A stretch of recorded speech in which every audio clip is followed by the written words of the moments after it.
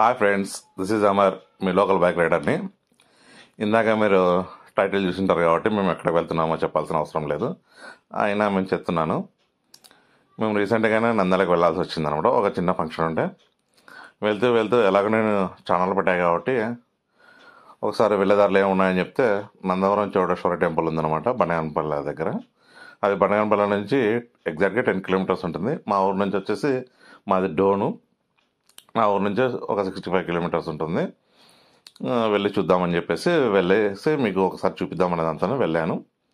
వెళ్ళిన తర్వాత పొద్దున టిఫిన్ తెచ్చుకున్నాం కాబట్టి టిఫిన్ తినేసి ప్రకృతిలో చాలా ప్రశాంతంగా ఉందన్నమాట. ఇక్కడ టిఫిన్ చేసేసి మేము దాదాపు 8కి బయలుదేరాను. నేను 8కి బయలుదేరిన తర్వాత రీచ్ అయ్యడానికి 9:30, 10 అయింది. నిదానంగానే వెళ్తాను నేను బైక్ మీద. వెళ్ళిన తర్వాత తీసిన వీడియో. 10కి రీచ్ అయ్యాం టెంపుల్కి. టెంపుల్ రీచ్ అయిన తర్వాత నేను వీడియో తీస్తున్నాను. ఇదే మెయిన్ అనమాట. మెయిన్ టెంపుల్ దగ్గర ఉన్న స్టెప్స్ ఇవి. ఈ స్టెప్స్తోనే మనం లోపలికి వెళ్ళాలి. నేను నడుచుకుంటూ లోపలికి వెళ్తా ఉన్నాను. ఇదే మెయిన్ టెంపుల్ యొక్క ముఖద్వారము. చూడండి, ముఖద్వారము చాలా అందంగా వేశారు. పెయింటింగ్ కూడా చాలా అద్భుతంగా ఉంటుంది ఈ టెంపుల్. మనం మాటల్లో చెప్పడానికంటే కన్నా మనం డైరెక్ట్గా చూస్తే కానీ ఇంకా చాలా అద్భుతంగా ఉంటుంది అనమాట ఈ వీడియో. మీరు కూడా డైరెక్ట్ వెళ్ళి చూడండి, చాలా బాగుంటుంది. ఈ టెంపుల్ యొక్క విశిష్టత ఏమిటి అంటే, నేను పురాణాల ప్రకారం వచ్చేసి ఈ నందవరం గ్రామాన్ని నందగోపాలుడు అనే రాజు పరిపాలించేవాడు. చాలా సుభిక్షంగా కూడా ఉండేది.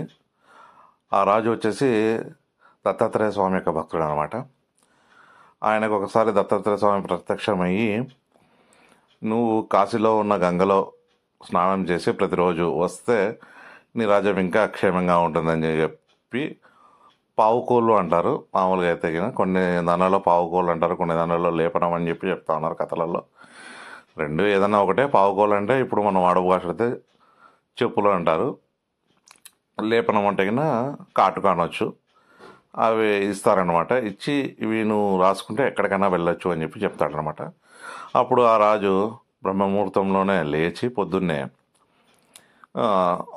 పావుకోళ్ళు వేసుకొని కాశీకి వెళ్ళి కాశీలో గంగలో స్నానం చేసి కాశీ విశ్వేశ్వరుణ్ణి, కాశీ విశాలాక్షిని దర్శించుకొని వచ్చేవాడు అనమాట. ఇలా వస్తుంటే ఒకరోజు రాజుగారి భార్యకి అనుమానం వస్తుందన్నమాట.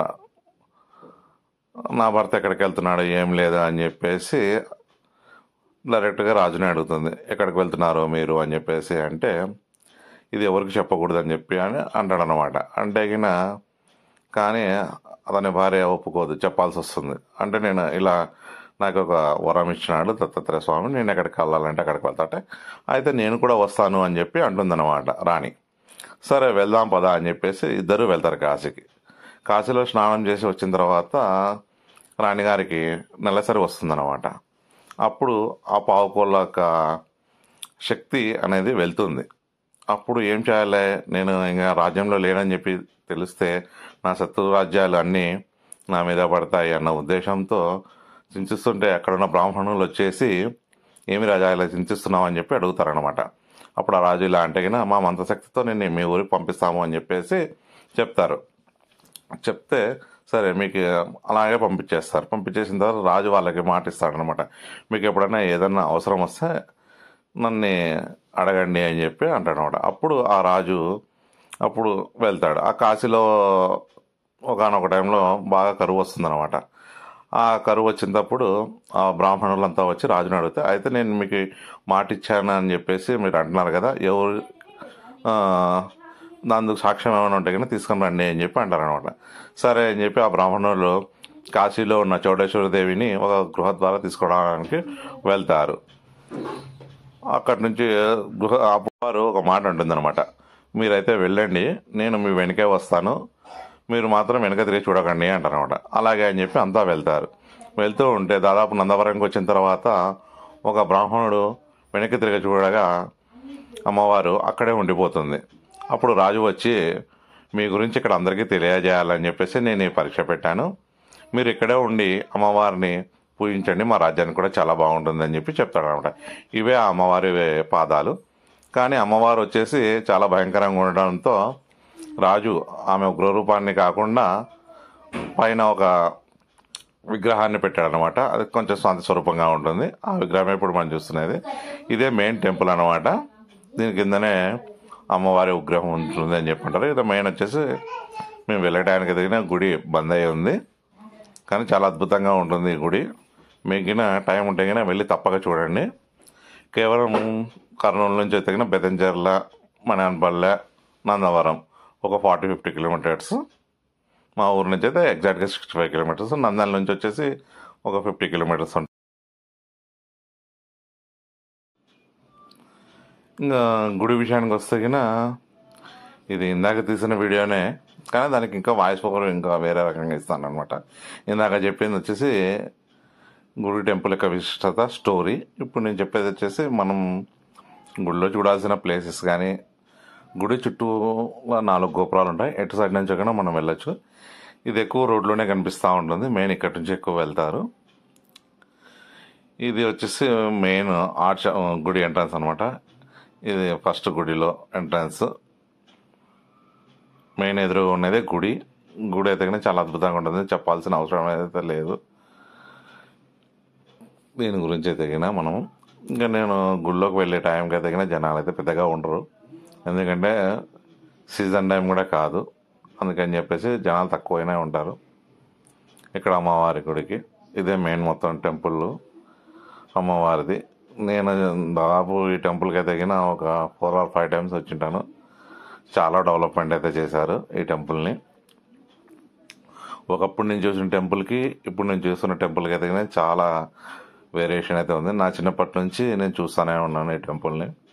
ఎందుకంటే మా అత్త వాళ్ళ ఊరు వచ్చేసి బనాన్పల్లి అనమాట. మేము చిన్నప్పటి నుంచి ఈ టెంపుల్కి వెళ్ళే వాళ్ళము. కానీ అప్పటికిప్పటికైతే చాలా టెంపుల్ అయితే చాలా మారిపోయింది. చాలా అద్భుతంగా కట్టించారు ఇప్పుడు. ఒకప్పుడు అయితే ఏమంత సౌకర్యాలు అయితే ఏం పెద్ద ఉండేటివి అయితే కాదు.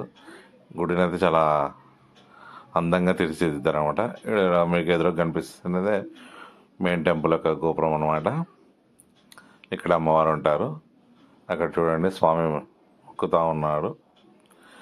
లోపలికి వీడియోలో అవి అలవ్ లేదు కాబట్టి నేను చుట్టుపక్కల ఉన్న టెంపుల్ యొక్క చుట్టుపక్కల ఉన్న వీడియోని మాత్రమే తీశాను, అవే చూపిస్తున్నాను. ఇది ఒక గోపురం అన్నమాట. ఇందాక కూడా ఒక గోపురం వెళ్ళింది, అది మొత్తం ఇది 3వది. ఇటు సైడ్ ఒకటి ఉంటుంది గోపురం. ఈ చెట్లు అనేటివి మామూలుగా స్థల పురాణాల ప్రకారం అయితే కాశీలోనే ఉంటాయని చెప్పి అంటారు. ఈ చెట్లు ఇక్కడ ఉన్నాయంటే అమ్మవారు నిజంగా వచ్చిందని చెప్పి స్థల పురాణాల ప్రకారం చెప్తున్నారు. ఏదేమైనా కానీ మన పురాణాలు అయితే చాలా గొప్పవి.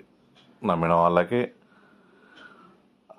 నమ్మినట్టే ఉంటుంది అనమాట. నమ్మని వాళ్ళ గురించి అయితే మనం చెప్పాల్సిన పెద్దగా అవసరం అయితే ఏం లేదు. ఇది ఇంకో సైడ్ అనమాట. గోపురం మొత్తం 4 ద్వారాలు ఉంటాయి అనమాట ఈ గుడికి. ఎటు సైడ్ నుంచి అయినా రావచ్చు. మెయిన్ ఇందాక నేను చూపించాను కదా, అదే మెయిన్ అనమాట. ఇక్కడ ఇంకోటి వచ్చేసి ఏమైనా తీసుకొని వెళ్ళి తినాలనుకుంటే చాలా ఇబ్బంది, ఎందుకంటే కోతులు అయితే చాలా ఎక్కువ ఉన్నాయి ఇక్కడ. పిల్లలు కూడా, చిన్నపిల్లలు ఎవరైనా ఉంటే కన్నా చాలా జాగ్రత్తగా ఉండాలి ఇక్కడ. ఎందుకంటే ఈ కోతులు చాలా ప్రమాదం అనమాట. ఇవి ఎప్పుడు కరుస్తాయో ఏం లేదు ఎవరికి తెలియదు. ఈ గుహలో నుంచే రాజు కాశీకి వెళ్ళే వాళ్ళని చెప్పేసి అంటారు. ఈ గుహకు దారి అని చెప్పి కూడా రాసినారు, కానీ నేనైతే ఎప్పుడు వెళ్ళలేదు. అమ్మవారి కాశీ నుంచి వచ్చినది ద్వారి అని చెప్పి ఇక్కడ రాశారు చూడండి, కానీ అయితే నేను ఎప్పుడు వెళ్ళలేదు. ఇది మెయిన్ స్థల పురాణం యొక్క స్థల పురాణం రాసి ఇక్కడ పెట్టారనమాట. మీకు టైం ఉంటే చదవండి, లేదంటే ఇందాక నేను చెప్పాను కదా స్టోరీ, ఆ స్టోరీ చూడండి. ఎక్కువసేపు ఏమి ఉండదు స్టోరీ, దాదాపు ఒక 5 minutesలోనే అయిపోతుంది. అంత డ్రమాటిక్గా అయితే నాకు చెప్పడానికి రాదు కాబట్టి నేను సింపుల్గా షార్ట్గా చెప్పేశాను స్టోరీని. కానీ ఇక్కడ కలరింగ్ అయితే టెంపుల్ చాలా అద్భుతంగా ఉంటుంది, చాలా వైబ్రెంట్గా ఉంటాయి అన్నమాట కలర్స్. ఫొటోస్ కూడా చాలా నీట్గా వస్తాయి. చూడండి ఎన్ని కోతులు ఉన్నాయో. ఇక్కడ మెయిన్ వస్తాను, ఇక్కడ వచ్చేసి అమ్మవారి పాదాలు అన్నమాట. ఇక్కడ ఉండేటివి అంతా ఇక్కడ మొక్కుతారు. చూడండి ఒకసారి మీరు ఈ పాదాలని కూడా మీరు.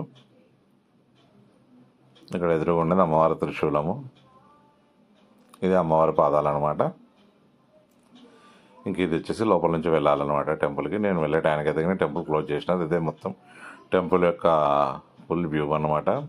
క్రౌడ్ అయితే పెద్దగా ఉండదు. ఓన్లీ ఒక ఉగాది అప్పుడే చాలామంది ఉంటారు అని చెప్పి అంటారు. నాకు కూడా అయితే అంతగా తెలియదు. మీకు టైం ఉంటే వీలుంటే కనుక వెళ్ళి తప్పకుండా చూడండి ఈ టెంపుల్ని. చాలా అద్భుతంగా ఉంటుంది ఈ టెంపుల్. చూడండి ఎంత అద్భుతంగా ఉంది గోపురం కూడా. మీకు నచ్చితే కనుక చూడండి. Okay friends, bye.